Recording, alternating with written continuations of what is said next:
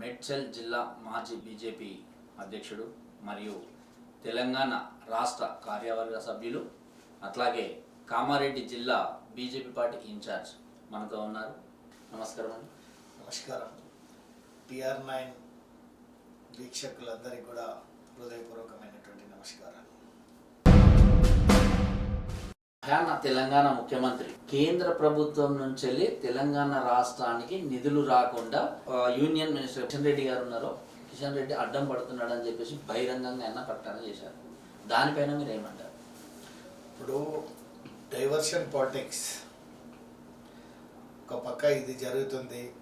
రాష్ట్ర ప్రజలందరూ కూడా రైతుల యొక్క ధాన్యాన్ని కొట్టలేరని నిందిస్తున్నటువంటి పరిస్థితి ఉంది.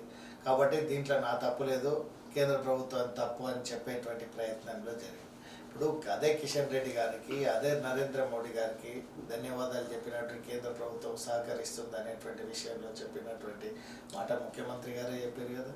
ఈరోజు కిషన్ రెడ్డి గారిని తిట్టడం వల్ల లేకపోతే ఇంకొకటి చేయడం వల్ల ఇష్యూస్ డైవర్ట్ అవుతాయి అనేటువంటిది అది తప్పు. నువ్వు డెఫినెట్గా కేంద్ర ప్రభుత్వం రావాల్సినటువంటి నిధులకు సంబంధించి అందరూ మంత్రిత్వ శాఖల దగ్గరికి వెళ్ళినప్పుడు వెళ్తూ ఉన్నాం, అందరినీ కలుస్తున్నటువంటి పరిస్థితి అందరు చూస్తూ ఉన్నారు. కేంద్ర ప్రభుత్వం ఏ రకంగా సహకరిస్తుందో చూస్తున్నాం. గత 10 సంవత్సరాలు 12 సంవత్సరాల నుంచి పెండింగ్ ఉన్నటువంటి సమస్యలను కూడా కేంద్ర ప్రభుత్వం పరిష్కరిస్తుందని మీరే మీటింగ్లలో చెప్పినటువంటి సందర్భం చూసినాం. ఇక మీ ఇంత సహకరించినాక మళ్ళీ ఎట్లా కిషన్ రెడ్డి గారు అడ్డుకుంటున్నారు అనేటువంటి విషయాన్ని మీరు అంత బహిరంగ చెప్తే ఇక్కడ ఉన్నటువంటి తెలంగాణ ప్రజలు ఎట్లా నమ్ముతారు? కాబట్టి ముఖ్యమంత్రి మాట్లాడేటువంటి తనకి ఇచ్చినటువంటి హామీలను నిలబెట్టలేనటువంటి పరిస్థితుల్లో తమకున్నటువంటి వితిన్ ద పార్టీలో జరుగుతున్నటువంటి లుకలుకల కారణంగా ముఖ్యమంత్రి ఆ ఫ్రస్ట్రేషన్ తోటి కిషన్ రెడ్డి గారి మీద మాట్లాడినటువంటి మాటలు. తెలంగాణ ప్రధాన ప్రతిపక్షం బీఆర్ఎస్ పార్టీ, కాంగ్రెస్ బీజేపీ రెండు ఒకటే, కేంద్ర మంత్రులు కాంగ్రెస్ ప్రభుత్వం కలిసి చేస్తున్న డ్రామాలు, కలిసి ఆడుతున్న ఈ నాటకాలు అని చెప్పేసి బీఆర్ఎస్ పార్టీ విమర్శిస్తుంది. దానిపైన మీరేమంటారు?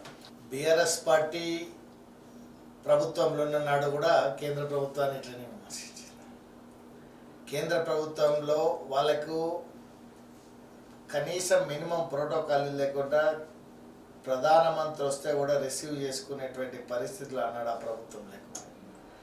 అహంకారపు ధోరణితోటి రాష్ట్ర ప్రభుత్వం కేంద్ర ప్రభుత్వాల మధ్య ఉండాల్సినటువంటి సంబంధాలన్నిటికీ కూడా తిలోకదాలకాలు ఇచ్చినటువంటి పార్టీ బీఆర్ఎస్ పార్టీ. ఈరోజు బీఆర్ఎస్ పార్టీకి మాట్లాడేటువంటి నైతిక హక్కు లేనేలేదు. ఎందుకంటే ఈ ఫెడరల్ సిస్టంలో కేంద్ర రాష్ట్ర ప్రభుత్వాలు వ్యక్తిగతంగా రేవంత్ రెడ్డికి ఏదైనా ఉండొచ్చు, బట్ ఈ రాష్ట్రానికి ముఖ్యమంత్రి, కేంద్రంలో నరేంద్ర మోడీ గారు కాకుండా ఇంకెవరైనా ప్రధానమంత్రి ఉండొచ్చు, ఆయన దేశానికి ప్రధాని.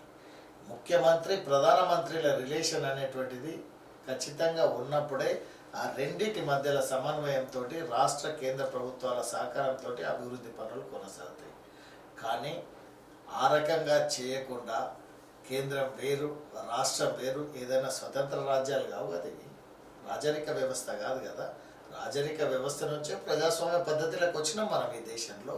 కాబట్టి ప్రజాస్వామ్యానికి అనుగుణంగా ప్రజాస్వామ్యబద్ధంగా మనం ఈ దేశం లోపల ఈ రాష్ట్ర కేంద్ర ప్రభుత్వాల సంబంధాలను గౌరవించాల్సినటువంటి అవసరం ఉంది. ఆ గౌరవించినంత మాత్రాన ఆయన రెండు కలిపి డ్రామాలు ఆడుతున్నాయి అనేటువంటిది, లేకపోతే రేవంత్ రెడ్డి గారు బీజేపీ అని చెప్పి, లేకపోతే ఈయన ఇదనేటువంటి ఈ అబండాలు అనేటువంటి గతంలో టీఆర్ఎస్ తోటి ఆ రకంగా మొట్టమొదటి గవర్నమెంట్ వచ్చినప్పుడు ఆ రకంగా పనిచేసినప్పుడు అందరూ కూడా చాలా ప్రశంసించినటువంటి విషయాన్ని తెలంగాణ ప్రాంత ప్రజలు కాస్త అధికారం దగ్గరికి వచ్చినాక అహంకారంతో చేసుకున్నటువంటి పరిస్థితిని మనం చూసినాం.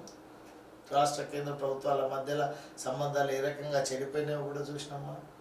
కాబట్టి బీఆర్ఎస్ పార్టీకి మాట్లాడేటువంటి నైతిక హక్కు లేనే లేదు. నిన్న మొన్న చేసిన రేవంత్ రెడ్డి ముఖ్యమంత్రి గారు కిషన్ రెడ్డిపై చేసిన ఆరోపణలు ఏవైతున్నాయో అవి అవాస్తవమని, ఎప్పుడైతే కేంద్ర రాష్ట్ర ప్రభుత్వాలు కలిసి పనిచేస్తేనే రాష్ట్రం అభివృద్ధి చెందుతుందని చెప్పేసి విక్రమ్ రెడ్డి గారు దాని గురించి వివరించారు.